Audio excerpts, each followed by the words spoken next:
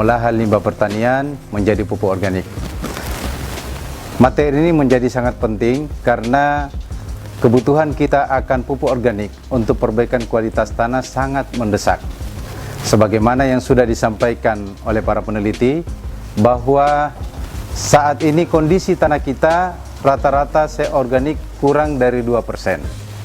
Artinya apa? Seorganik kurang dari 2% ini menunjukkan bahwa kondisi tanah kita sedang sakit. Nah, sebagaimana orang yang sakit maka dia perlu diobati. Apa obat bagi tanah yang sakit? Obatnya adalah berikan bahan organik sebanyak mungkin sehingga kesuburannya bisa kembali stabil dan tanaman-tanaman kita akan tumbuh dengan baik. Nah, untuk selanjutnya kita akan memulai bagaimana cara membuat pupuk organik padat dengan memanfaatkan sisa hasil panen atau terkadang disebut dengan limbah pertanian. Maka langkah pertama yang harus kita lakukan adalah menyiapkan alat dan bahan. Nah, adapun alat yang kita butuhkan dalam proses ini sebenarnya sesederhana mungkin kita siapkan sesuai dengan yang tersedia di sekitar kita. Tetapi sebagai acuan untuk memulai pembuatan dengan standar yang telah biasa kita lakukan, maka yang pertama kita siapkan tentunya adalah media fermentasi atau tempat fermentasi. Yang kedua kita siapkan sekop, kita siapkan gembor untuk menyiram nanti, ember untuk mencampur antara aktivator dengan air. Kemudian alat lain yang tidak kalah pentingnya adalah mesin pencaca, kemudian mesin penghancur setelah kita fermentasi, dan yang terakhir kita membutuhkan juga mesin pengayak, dan setelah kita kemas dalam karung kita juga membutuhkan mesin penjahit. Selanjutnya, bahan-bahan yang kita gunakan dalam proses pembuatan pupuk organik padat, pada prinsipnya semua bahan organik bisa kita manfaatkan untuk dibuat menjadi pupuk organik padat. Nah, secara umum yang kita butuhkan yang pertama adalah limbah organik atau limbah hijau atau sisa hasil panen, baik dari jerami, jagung ataupun berbagai jenis dedaunan yang ada di sekitar kita. Yang kedua, kotoran ternak. Yang ketiga adalah aktivator atau mikroorganisme lokal. Kemudian kita bisa tambahkan dengan bahan lainnya. Ya, di antaranya adalah kapur pertanian, kita bisa tambahkan arang sekam, kita bisa tambahkan dedak, dan juga serbuk gergaji. Nah, bahan-bahan ini secara keseluruhan kita mix menjadi satu dalam prosesnya nanti untuk kemudian difermentasi dengan aturan atau cara pembuatan yang telah kita tentukan sesuai dengan standar operasional prosedur. Selanjutnya, yang harus kita persiapkan agar memenuhi syarat K3 dalam proses pembuatan pupuk organik, yang pertama adalah pelindung kepala atau helm, kemudian yang kedua pelindung mata, ya, kacamata. Nanti proses ini sangat besar peranannya ketika kita melakukan pencacahan bahan organik. Nah, selanjutnya kita menggunakan masker, ya, yang akan melindungi hidung dan mulut kita, ya. Kemudian yang idealnya lagi karena kita menggunakan mesin dalam prosesnya menggunakan pelindung telinga, ya, pelindung telinga.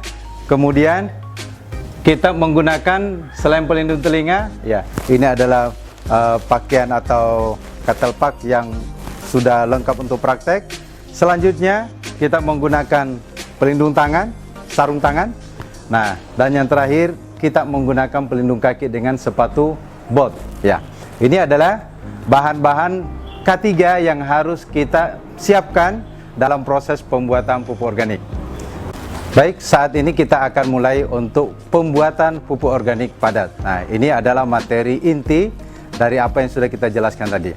Yang pertama, ya, bahan baku organik kita siapkan.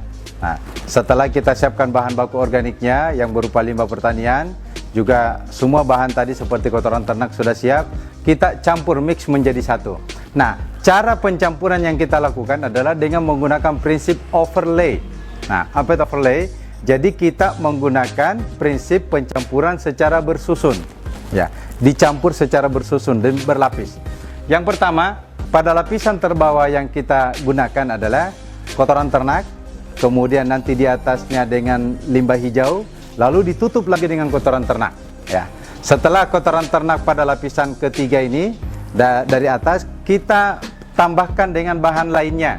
Ya, seperti tadi, ya, kapur pertanian, arang sekam, dedak, lalu kemudian ditutup lagi dengan kotoran ternak.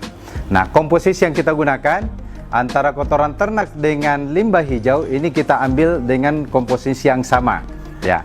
Sedangkan bahan lainnya, ya, kita kondisikan bisa kapasitasnya sekitar 10%, atau biasa kita gunakan di sini adalah 10-10-5-2-1. Artinya apa? 10 bagian kotoran ternak, 10 bagian dedak, 10 bagian limbah hijau, 5 bagian arang sekam, 2 bagian dedak, 1 bagian serbuk gergaji dan kapur pertanian. Nah, bahan ini secara keseluruhan kita lapis sesuai dengan pola yang sudah disebutkan, kotoran ternak, limbah hijau kotoran ternak, bahan lainnya, lalu kotoran ternak. Tapi ingat, sebelum kita mulai menyusun tumpukan, maka terlebih dahulu kita harus siram dengan air yang sudah dicampur dengan aktivator. Nah, aktivator ini kita ambil baik yang sudah dibeli di pasaran ataupun yang kita buat sendiri dengan istilah mikroorganisme lokal. Pencampurannya kita ambil 20 cc, ya. Kita ambil 20 cc untuk dicampur dengan 10 liter air, kemudian ditambahkan dengan gula, ya, gula untuk membangkitkan atau menghidupkan kembali, membangunkan, mikroba yang sedang tertidur tadi, ya. Nah, setelah itu kemudian kita siram secara merata pada bahan yang telah kita siapkan tadi, ya. Yang pertama kita siram dulu, pada bagian bawah dasar dari fermentasi, media fermentasi kita. Tujuannya apa? Supaya pada bagian bawah ini sudah terdapat mikroba pengurai. Nah, setelah itu kita taruh kotoran ternak, ya, dengan ketinggian kurang lebih 5-10 cm. Juga setelah itu kita siram kembali. Jadi setiap lapisan kita siram dengan air yang sudah dicampur aktivator. Nah, selanjutnya limbah hijau kita masukkan. Setelah itu disiram lagi. Ingat, kadar air yang kita butuhkan adalah dengan kelembaban kurang lebih sekitar 60%. 60%. Nah, karakteristik dari 60% ini biasanya kita lakukan dengan menguji atau mengambil secara manual, ya, lalu kemudian kita peras. Setelah diperas kemudian kita buka. Nah, ketika genggaman atau bahan ini tidak terbongkar dari hasil genggaman tadi, ya, maka ini salah satu indikator bahwa kadar airnya sudah 60%. Dan ingat, airnya tidak sampai mengalir, tidak sampai jatuh. Ketika airnya jatuh berarti ini lebih dari 60%, sehingga kita perlu untuk memberikan bahan-bahan tambahan lagi. Selanjutnya, setelah kita campur secara keseluruhan, maka bahan ini kita tutup, ya, proses fermentasi dengan menggunakan anaerob.